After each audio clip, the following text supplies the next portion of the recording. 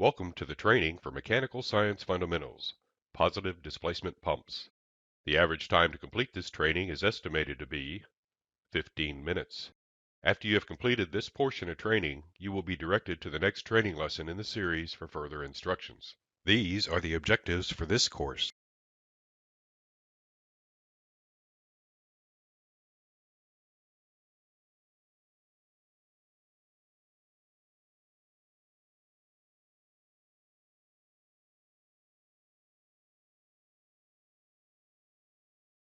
To operate our processes, we must have the ability to move fluids, liquids, or gases from one location to another.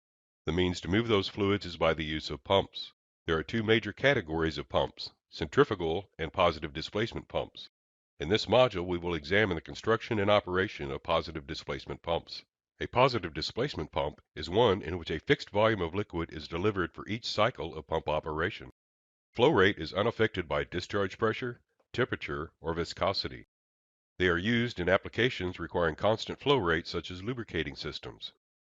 The discharge or outlet of a positive displacement pump cannot be throttled. Positive displacement pumps are used in many LWO applications. A reciprocating or piston pump uses a piston and cylinder to provide a fixed volume of liquid per piston stroke. For each cycle of this piston, the pump pushes a fixed volume of liquid into the discharge line. Notice the suction valve and discharge valve.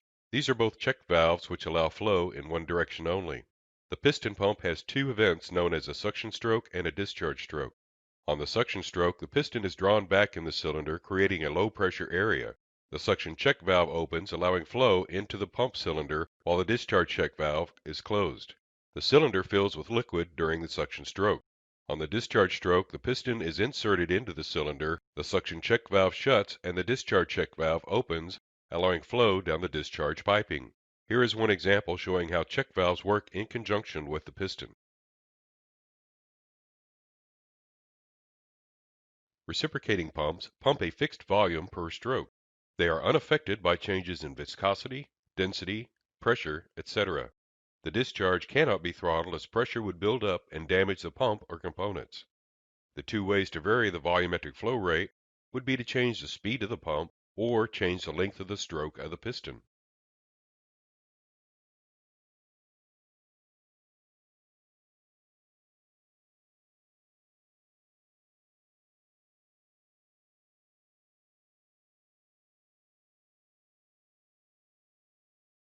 The simple rotary gear pump consists of two gears meshing together and revolving in opposite directions within a casing. As the gears rotate, liquid is trapped between the teeth of the gears and the pump casing, moving the liquid from the suction to the discharge.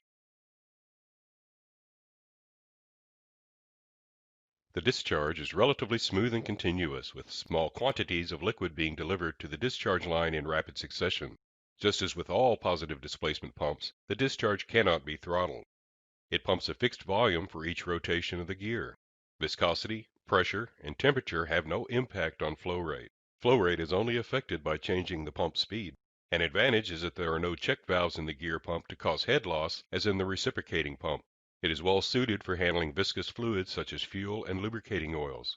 These are commonly used in LWO lubricating oil systems for various components. A rotary screw pump is similar to a gear pump in that the liquid is trapped between the pump casing and grooves in the screw or screws. Screw pumps can have one or multiple screws. Screw pumps can pump any type of fluids and are used for both liquids, and also the design can be used to compress gases. On the screw pump, the discharge cannot be throttled. The design can be a single or multiple screws. It has a fixed volume per rotation of the screw or screws. Viscosity, pressure, or temperature have no effect on the flow rate. Flow rate can only be changed by changing pump speed. There are no check valves required. Moving vane pumps work off the concept of trapping liquid with movable vanes and moving it from inlet to outlet. Notice that the rotating element of the pump, the rotor, is smaller than the body cavity of the pump and offset so that at the top of the pump there is no gap between the rotor, which is striped, and the casing in green. On the bottom there is space between the rotor and the casing. As the rotor rotates, the vanes move outward and trap liquid between the rotor and the pump casing and push it along towards the discharge. As the gap between the rotor and the casing decreases at the discharge, the liquid is forced out of the pump and into the discharge piping. The vanes can be of various shape or size depending on the design of the pump. On the moving vane pump, the discharge cannot be throttled. It has a fixed volume per rotation of the rotor. Viscosity, pressure, and temperature have no impact on flow rate. Flow rate can only be changed by changing pump speed. There are no check valves required.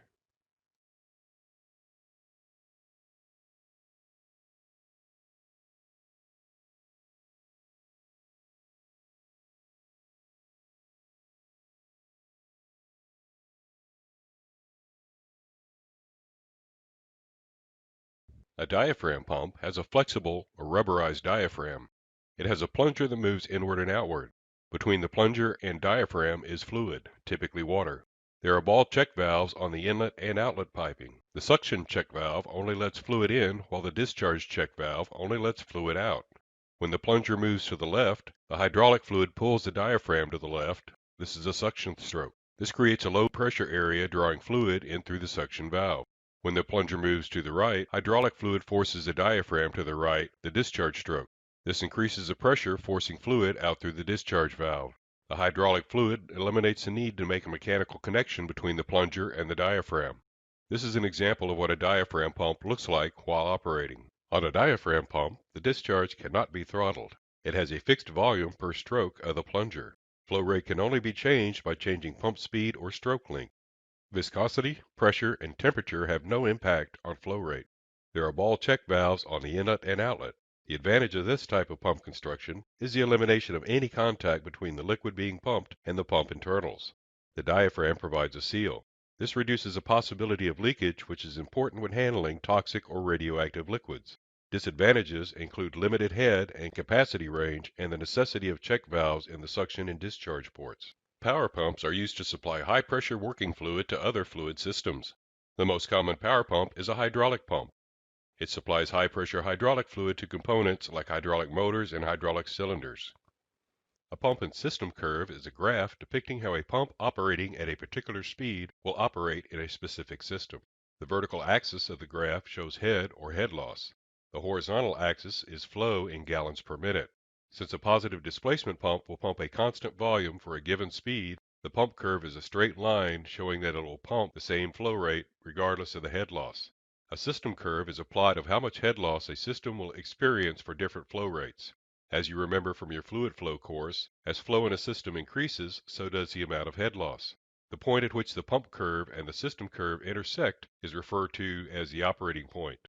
That is the flow rate and the amount of head loss that the pump should achieve in that system. Pump and system curves are valuable in system design and analysis to determine what pumps should be installed in a system to achieve a particular flow rate needed for proper operation of the system.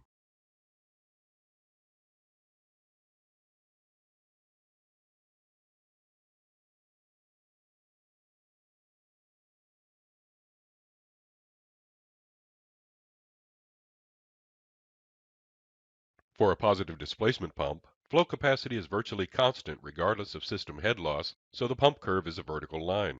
The capacity is directly proportional to speed of the prime mover and length of the stroke in a reciprocating pump. System changes, resistance, viscosity, temperature, etc. will cause a shift in the system curve but will not affect flow rate. Slip is a pump term which is the difference between the theoretical flow rate and the actual flow rate for a pump. In practice, theoretical displacement is rarely achieved because clearances must be provided between the pumping elements and the casing so that the parts can be lubricated.